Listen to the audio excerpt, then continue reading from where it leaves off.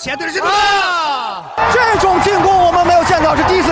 注意看跪在地上的韩国选手痛哭流涕，即使面对裁判的读秒，还当面给中国选手下跪磕头认错，请求中国选手手下留情，高抬贵手。到底是什么原因让中国选手孔令峰如此愤怒，不顾一切要把韩国选手打跪下才肯停手？跪地求饶的韩国选手名叫金稳洙，此人是韩国目前最能打的冠军选手，精通泰拳的他排名已经位居世界第6的席位，所以来到中国打比赛更是嚣张至极，连续击败多名中国选手就愈发的膨胀起来。不仅如此，就连韩国主持人都开始当面嘲讽、羞辱中国功夫，垃圾韩国才是天下第一。好好请教 Made in China No Made in Korea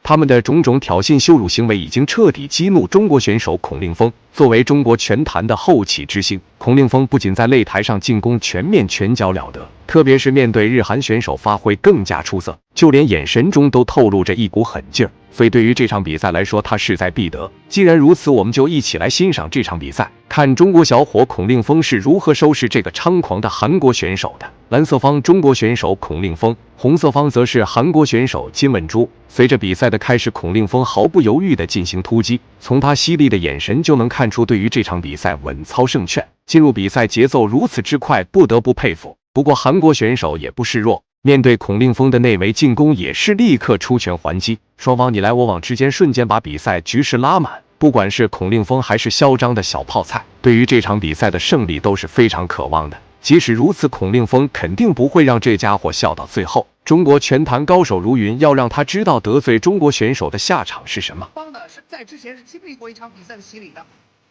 而且消耗都非常大。特别是金稳洙第一场比赛消耗之后呢，一直在这个后台的休息室呢是冰敷自己的腿部和脚部，相对来说也是3个回合，而且自己非常高强度的进攻，这让自己不小消耗。但是金稳洙呢，孔令峰的进攻压制已经慢慢有了效果，在他这种强有力的内围压制下，金稳洙只能被动挨打，吃到孔令峰的重拳。孔令峰犀利勇猛的进攻之下，金稳洙就开启肉盾模式，试图用自己顽强的抗击打能力来拖延比赛。即使你在扛揍孔令峰的进攻频率不减反增，那就拿你这个移动靶来好好训练一下。又打到孔令峰现在占到优势了，孔令峰现在热战热勇。但是孔令峰击打身体，这给金稳洙产生了很大的干扰。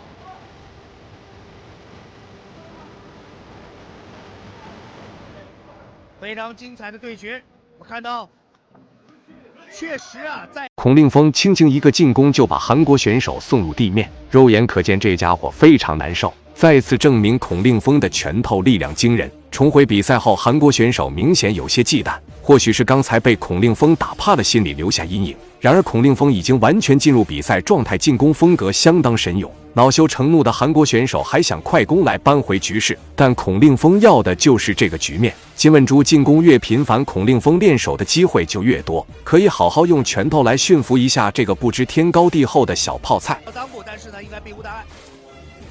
我们看两个人也都是打拳的风格都是非常的君子。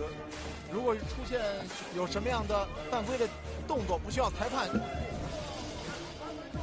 两个人直接是互相示意。我们看到金稳洙又是不停的出拳，孔令峰能否反击？重拳打到，重吸。第一回合孔令峰的进攻节奏非常紧凑，从一开始的快速内围压制到后来的拳脚并用，特别是接连的腿法扫踢，踢得韩国选手东倒西晃，站都站不稳。很明显，金稳洙的腿部支撑已经到达了极限。第二回合开始后，金稳洙居然加快了进攻节奏，不仅动作敏捷迅速，就连出拳力道都比首回合更重。看他的架势是朝着 KO 的方向去的，但比赛怎么可能是你说 KO 就能 KO 的？孔令峰也是早就意料到了这一点，所以他就用更灵活的进攻来应对。毕竟完全进入状态的孔令峰面对眼前这个韩国选手，可以说是游刃有余。有一说一，这个韩国选手的实力确实不容小觑，位居世界排名第6，可不是噱头。这是拳拳到肉，我们听到孔令锋的边角也是不断的在逼引孔令锋往前压进，打近距离。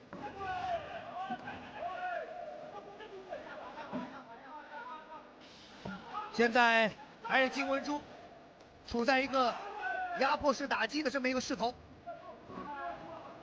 孔令锋中原进攻还颜色。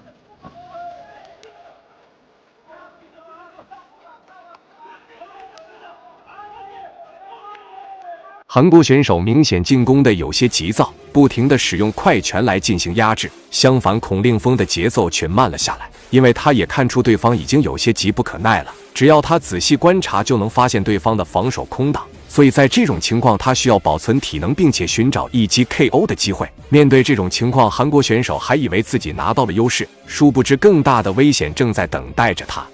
孔令锋应该有更多的动作的输出，但是从这场比赛孔令锋表现来看，确实在第一轮呢，还是想要稳稳的拿下比赛，并且对自己的体能有所保存。